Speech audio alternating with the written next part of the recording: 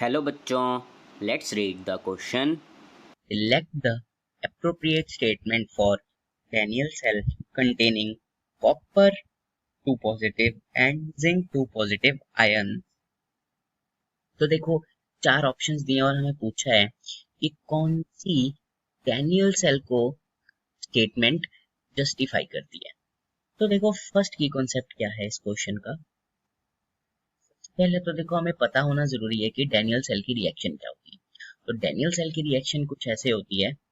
Zinc solid plus copper 2 positive in aqueous give rise to zinc 2 positive aqueous plus copper solid. ये हमारा Daniel cell है. तो हमें क्या पूछता है? E cell. ई सेल मतलब हमारे पास क्या है? ईएमएफ. तो नर्स्ट इक्वेशन हमारे पास क्या होती है, हम देखें अगर. नर्स्ट इक्वेशन देखें अगर हम, क्या होती है? E cell equal to E naught मतलब standard minus R T N F L N Q. और क्यू क्या होता है हमारा यहाँ पे? Q is equal to oxidised over reduced, या हम कहें प्रोडक्ट ओवर रिएक्टेंट. और प्रोडक्ट और रिएक्टेंट मतलब ये सिर्फ चार्ज्ड स्पीशीज. जैसे प्रोडक्ट में क्या है? Charged zinc. और रिएक्टेंट में क्या है? कॉपर. तो ये क्यू क्या बन जाएगा हमारा, अगर हम इसको यहीं पे चेंज करके लिखें, हमारा ये बन जाएगा zinc 2 positive plus copper 2 positive. अगर हम इसी हिसाब से भी देखें ऑक्सीडाइज्ड और रिड्यूस्ड, यहाँ देखो ये 2 इलेक्ट्रॉन लूज कर रहा है. और हमें पता है ऑक्सीडेशन क्या होती है हमारी? ऑक्सीडेशन होती है लॉस ऑफ इलेक्ट्रॉन्स. ठीक है. और हमारी जो रिडक्शन होती है वो होती है गेन ऑफ इलेक्ट्रॉन्स, जो कि यहाँ हो रही है हमारी. +2 से 0 में जा रहा है. तो देखो, हमारे अगर हम स्टेटमेंट्स पढ़ें तो क्या है? E cell does not depend on concentration of copper and zinc. तो ऐसा तो नहीं है. E cell decrease with increase in concentration of copper. तो अब देखो क्या है हमारा, सबसे बड़ी चीज कि कॉपर है जो हमारा, ये नीचे है. तो ऑब्वियसली हमें ये चीज पता है कि अब जैसे कोई भी चीज है, जैसे समझ लो ये ए है और ये इक्वल टू बी अपॉन सी है. तो सी जितना ज्यादा होगा ए की वैल्यू उतनी ही कम आएगी. लेकिन यहाँ पे क्या नोटिस करने वाली चीज है? ये नेगेटिव साइन. जब यहाँ नेगेटिव आ गया तो इसका मतलब जितना बड़ा ये, जितना इसकी वैल्यू बढ़ती जाएगी इसकी वैल्यू भी उतनी बढ़ती जाएगी. ठीक है. तो अगर हम देखें क्या है, decrease with increase in the concentration of copper. मतलब इसकी वैल्यू बढ़ाने पे ये और कम होगा, ऐसा तो नहीं होगा. E cell increase with decrease in concentration of zinc. अगर हम इसकी कंसंट्रेशन को डिक्रीज करेंगे, अगर हम बी की कंसंट्रेशन को डिक्रीज करेंगे तो ये माइनस है. तो इसकी वैल्यू क्या होगी हमारी? इंक्रीज, बढ़ जाएगी ना. जैसे चलो एग्जांपल लेते हैं, हम ए की वैल्यू यहाँ रखते हैं हम 1/2. ठीक है. ये क्या आया? 0.5. यहाँ ही अगर हम रखते हैं 1/3 तो हमारे पास क्या आएगा?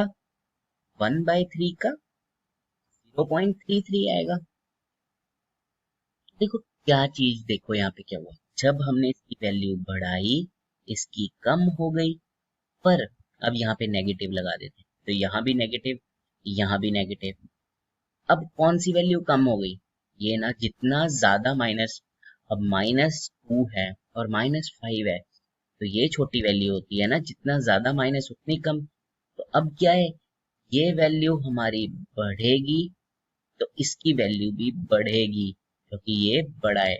तो वही बात हो गई, इसकी वैल्यू कम होगी ऊपर वाले की, क्योंकि अब ये पहले क्या था? डायरेक्टली. जब हमारे पास प्लस हो तो डायरेक्टली माइनस हो गया तो ऊपर वाला हो गया इनवर्सली। तो ये बिल्कुल सही वही बात कह रहा है हमारे को। अगर हम नीचे यहाँ पे देखते क्या कह रहा है, जब हम ई सेल है हमारे पास और हम डायरेक्ट वही चीज लिखते हैं माइनस जिंक और कॉपर लिख देते हैं, इसकी वैल्यू जब हम कम करेंगे ये बढ़ जाएगा। ऑब्वियसली अगर हम देखें जैसे हम यहीं पे ए, यहाँ पे हमने समझ लो जैसे लिख दिया -3, ठीक है। अब अगर मैं इसकी वैल्यू बढ़ा दूं 3 की, डिक्रीज कर दूं, इन्होंने डिक्रीज बोला है तो -2 कर दिया, तब क्या हुआ, इसकी वैल्यू क्या हुई, बढ़ी गई ना, -2 बढ़ा है -3 से, तो ये भी बढ़ जाएगा। और अगर हम इसकी वैल्यू डिक्रीज, मतलब क्या हुआ, यहाँ पे डिक्रीज वैल्यू ज्यादा, यहाँ पे वैल्यू ज्यादा तो ए की वैल्यू कम, कि -3 है हमारा छोटा -2 से, ठीक है। वही चीज हो रही है। तो अगर हम यहाँ देखें हमारा थर्ड ऑप्शन सही हो गया, option third answer. Okay, I hope you understand it well, ठीक है। बाकी हम अगर एक बार देखें कि क्या क्या हमने इस क्वेश्चन में सीखा है, तो यहाँ पे हम कंक्लूड करें, सबसे पहले हमने देखा है डैनियल सेल की रिएक्शन को देखा है, उसके बाद हमने देखी नर्स्ट इक्वेशन और उसमें देखा है कि हमारे जो जिंक और कॉपर हम कैसे लिखते हैं, ऑक्सीडाइज्ड ओवर रिड्यूस्ड या फिर प्रोडक्ट ओवर रिएक्टेंट जो कि चार्ज स्पीशीज है उसको। उसके बाद हमने देखा है कि ऑक्सीडेशन क्या होती है, लॉस ऑफ इलेक्ट्रॉन, ठीक है। और उसके बाद हमने एक ये रिलेशन देखा है कि भाई सिंपल सा ये मैथ का रिलेशन है कि जब हमारी कोई भी वैल्यू है a इज इक्वल टू 1/2 है, तो अगर तो ये प्लस में है तो ये जितना बढ़ता जाएगा ये उतना ही कम होता जाएगा, लेकिन ये माइनस का हो जाएगा जब,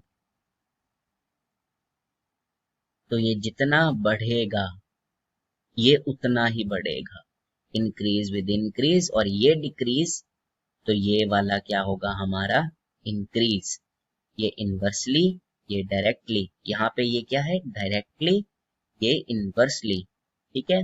I hope you understand it well, best of luck.